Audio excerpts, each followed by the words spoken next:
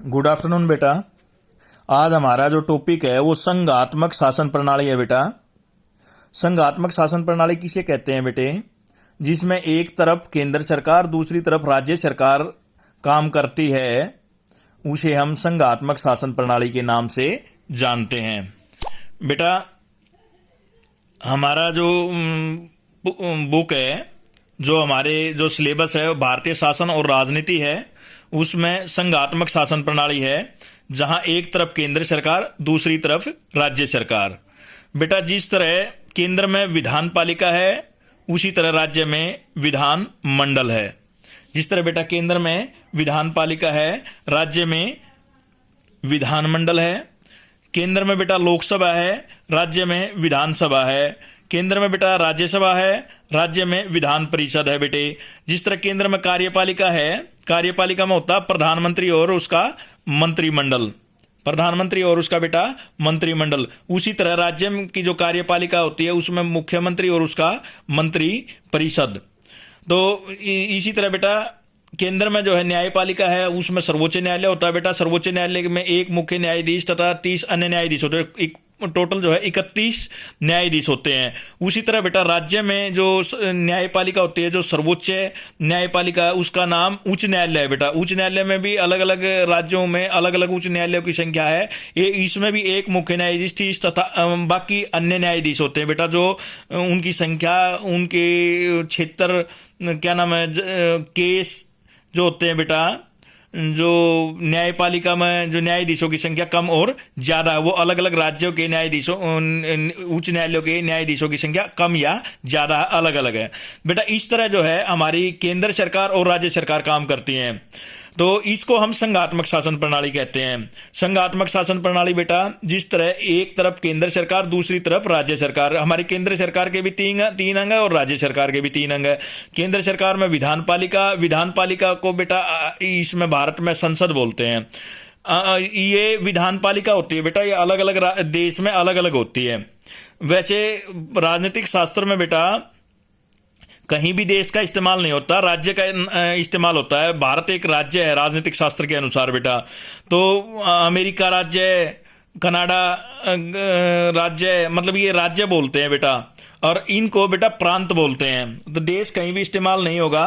तो उसी तरह जो हर एक अलग अलग जो राज्य हैं, जिसको हम आप देश के नाम से समझते हैं बेटा, भारत में इसको हम संसद का नाम देते हैं, अमेरिका में इसको कांग्रेस कहते हैं, किसको? संसद को, विधान पालिका को।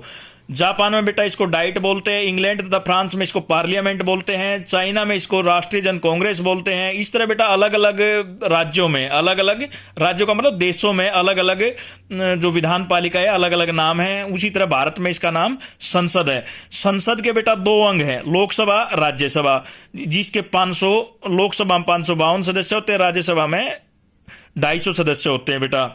तो जो 552 होते हैं बेटा, इसमें ज्यादा से ज्यादा 552 हो सकते हैं। 550 जो राज्यों से में जो लोकसभा के सदस्य जो चुनकर आते हैं, जैसे आपके यहाँ से जो झज्जर और रोहतक है, संसदीय लोकसभा क्षेत्र है, ये रोहतक है बेटा।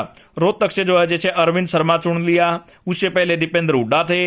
इस तरह बेटा अलग अलग जो संसदीय लोकसभा क्षेत्र है, अलग अलग जो प्रतिनिधि चुनकर जाते हैं। जैसे अंबाला से बेटा रतनलाल कटारिया चुना गया, सोनीपत से रमेश कौशिक को चुना गया। इस तरह बेटा अलग अलग राज्यों में अलग अलग जो संसदीय जो क्षेत्र हैं लोकसभा के, वहां से अलग अलग उम्मीदवार चुनकर भेजे जाते हैं। इस तरह ये जो लोकसभा पूरे देश का प्रतिनिधित्व करती है।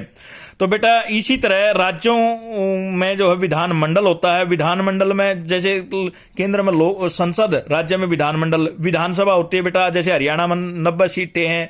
जैसे आपके यहाँ से जो बादली हल्के में आपका गांव आता है, तो बादली हल्का, जैतपुर जो गांव है वो बादली हल्के में आता है। बादली हल्के से आपने जो है 2019 में, अक्टूबर 2019 में ये क्या नाम है, कुलदीप वत्स को जो है विधानसभा का सदस्य चुना है। इसी तरह बेटा 90 हल्के बनाए हुए हैं पूरे हरियाणा में। उससे जो है हमारी विधानसभा का प्रत्येक हल्के से एक व्यक्ति जो चुन करके विधानसभा में जाता है, इससे हमारी विधानसभा का निर्माण होता है। जैसे झज्जर से गीता बुक्कल को चुना गया। गड्डी सांपला किलोई से भूपेंद्र सिंह हुड्डा को चुना गया बेटा। इसी तरह जो 90 क्षेत्र हैं उनसे अलग अलग व्यक्तियों को चुना गया है। अतः जिस तरह बेटा राज्यसभा होती है, ये लोकसभा पूरे देश का प्रतिनिधित्व करती है, ये राज्यसभा राज्यों का प्रतिनिधित्व करती है। नाम से ही पता है बेटा, राज्यसभा में बेटा 250 सदस्य होते हैं। 2 से 38 सदस्य विधानसभा और विधान परिषद के सदस्य चुनकर भेजते हैं। जो 12 सदस्य हैं उनको राष्ट्रपति मनोनीत करता है। जिसने कला, साहित्य, खेल आदि में कोई योगदान दिया उन व्यक्तियों को चुन सकता है। इस तरह जो राज्यसभा का निर्माण होता है।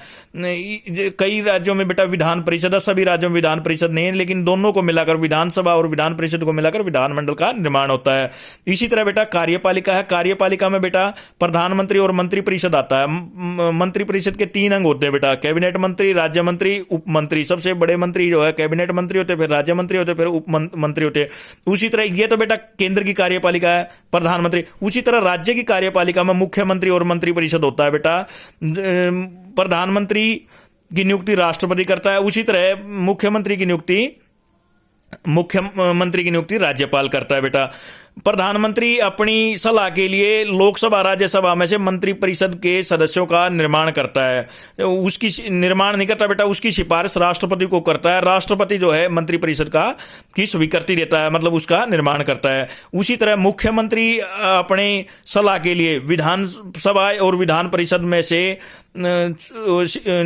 निर्माण करके नियुक्त करके उसकी सिफारिश राज्यपाल को करता है, जिससे राज्य की मंत्री परिषद का निर्माण होता है। तो कहने का अभिप्राय ये है बेटा, जिस तरह केंद्र में प्रधानमंत्री, राज्य में मुख्यमंत्री, केंद्र में जो मंत्री परिषद होती है, उसी तरह मुख्यमंत्री की सलाह के लिए मंत्री परिषद का निर्माण होता है। उसी तरह बेटा केंद्र में न्यायपालिका सर्वोच्च न्यायालय, उसी तरह राज्यों में उच्च न्यायालय है बेटा। इस तरह बेटा हमारे जो क्या नाम है शक्तियों का विभाजन, सारी की सारी पावर एक व्यक्ति के हाथ में, एक संस्था के हाथ में न दे करके अलग अलग दे रखे केंद्र और राज्यों को। इस विभाजन को ही हम संघात्मक शासन प्रणाली, जहां एक तरफ केंद्र सरकार दूसरी तरफ राज्य सरकार राज करती है, उसे हम संघात्मक शासन प्रणाली के नाम से जानते हैं।